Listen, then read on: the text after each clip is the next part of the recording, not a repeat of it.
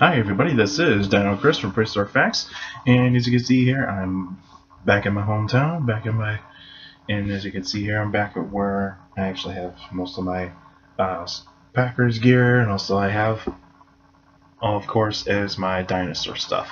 And so basically, I got all the things that I need here to actually show some good visuals, and also can actually do a lot more episodes in here, and that way I can actually do that. And also I'll probably do an outdoor episode at some point this summer as well. But anyway, let's actually get down to the special episode of today. And today's dinosaur we're actually going to be talking about is Einiosaurus. And Einiosaurus in Greek or Latin, basically Native American or Greek, for buffalo lizard. And this dinosaur is actually found in North America, basically, mostly in Canada and Montana. Basically lived in the late Cretaceous around 70 million years ago. 20 feet long and probably 2 tons. And of course, it's a herbivore and it's a ceratopsian. And the distinguishing features of Einiosaurus is basically it has a frill, basically a frill like other ceratopsians. But basically, the thing about Einiosaurus' frill is it actually does have holes, does have 2 holes in the frill, basically, and so basically it would actually just be maybe like a skin-like kind of like texture on Einiosaurus, or otherwise and probably some keratin as well, but probably mainly skin. But it also has 2 horns on the frill, so basically they are probably using that to warn off predators and also for display. And another distinguishing feature of Einiosaurus, it actually has this nose horn that actually curves forward and down. Now the thing about that is that it is not really that great at protecting itself against other predators. So probably what Einiosaurus probably does is it actually warns off predators by basically showing off its frill. Basically, it has the 2 horns on the frill, probably a little bit tricky for a predator to actually try to bite on top of the frill, but also probably to make itself look bigger than it actually is. But it basically just probably would actually warn off the predators just by showing its frill.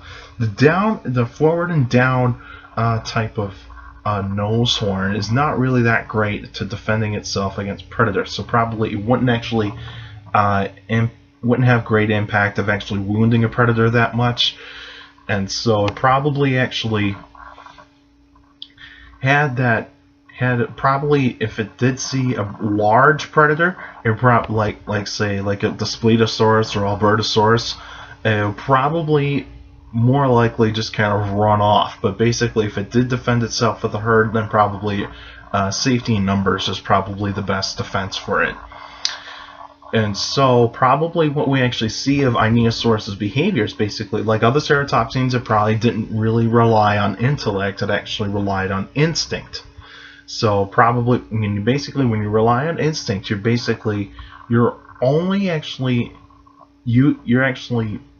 hardwired to actually basically react to what is going on in the environment.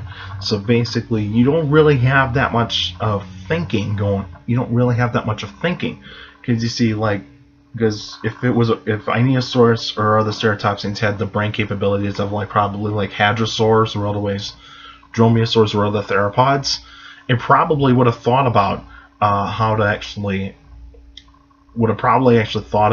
actually defend against a Tyrannosaur. But basically, it wouldn't actually have done that much in terms of actually thinking. So basically, it would just react. Because like Dr. Larry Whitmer said it in Jurassic Fight Club in the Albertosaurus versus Pachyrhinosaurus episode, he basically said basically talking about ceratopsians and mostly about Pachyrhinosaurus, basically, is that with ceratopsians, they relied on instinct, and also if you really couldn't throw a curve around around Einiosaurus or other ceratopsians and then actually have the animal deal with it. But basically, it's because it wouldn't even deal with it, because basically ceratopsians wouldn't have that brain capacity to actually like go, why is this wall really in front of me? You know, like say if you put a 10-foot wall against in front of an Einiosaurus, and basically it would just look at it and go, not gonna bother. You know, basically like that. You know, it wouldn't actually do anything about it, because basically it would just look at it and just, you know, yeah, no thanks. You know, that way. Because you see, with what probably would have happened, like with Troodon and probably with Dromaeosaurus, was that there's got to be a way to get around this. You know, probably like that. You know, and basically with all ceratopsians, it probably did have really great strength, and so it actually probably had low center of gravity. So basically, it actually runs on all fours, quadruped, four-legged animal, and basically was really sturdy enough to hold its own, probably in combat, but basically just more of like mating combat, not really going up against predators that much. But even though if it did actually go up against a predator, probably Dromaeosaurus, if it did actually come in contact with Dromaeosaurus, it probably did have a defense, and that was its weight. Its weight would actually be its defense. Because you see, if Einiosaurus actually had Dromaeosaurus on its side, then basically it could roll on its side and basically crush the Dromaeosaurus if it need to. So that probably would actually have worn off most Dromaeosaurus to say, hey, this is a really difficult adversary. And also, probably with Einiosaurus, it probably did live in herds, probably did live in a herd type of behavior, and so probably relied on each other to actually defend each other, and also to communicate. And so probably what they actually did is they migrated. They probably migrated for some distances. Probably not too much of long distance, but even though that could happen as well. But let's see how. But I mean, it's still unknown of how far ceratopsians would have gone in terms of migration. But it seems like it's pretty good distance. And so probably what would actually be is that females will be majority of the herd, basically. Females will be majority of the herd, and then probably you have a bull male leading the herd, and then basically most males will probably be loners, basically, and probably have their own herds if they actually have their own herd. But basically, if the bull male has other males in his herd, then basically he would drive off those other males, to actually avoid inbreeding with the females. So probably those lone males probably actually wandered off to try to find a couple females, and probably would have taken on a different bull male in terms of mating season, to actually have the rights to the herd, and also to have access to the females. And so that would probably how Einiosaurus would have probably actually done it, probably like with all ceratopsians. And so probably with the extinction of Einiosaurus because since that around 70 million years ago, the climate kind of changed a little bit. Basically, temperatures started to skyrocket. So basically, not like really dramatically, like say it would actually be like 120 degrees as the ideal temperature. It probably wasn't like that. It probably was more like probably like, because see, around 70 million years ago, temperatures would have probably have been between 80 and 90 degrees, but probably with the late Cretaceous, around 70 million years ago, the temperature started to climb a little bit, probably an average of between 85 and 95 degrees Fahrenheit. And so that probably would actually cause dinosaurs to possibly get bigger, and also would actually have the ability to actually be able to actually obtain that, and actually to move around better in the heat.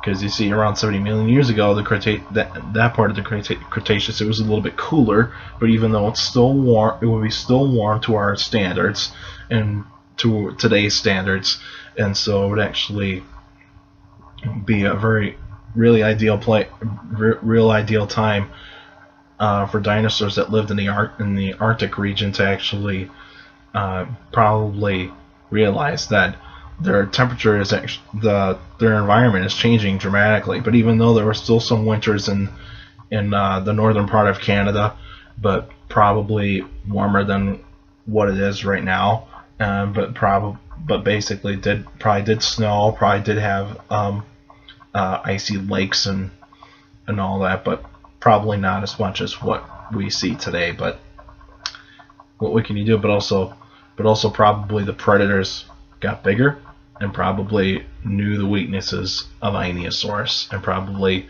with Triceratops coming around at that time, and would probably be that Triceratops would just be the better suited dinosaur to actually deal with those kinds of new conditions.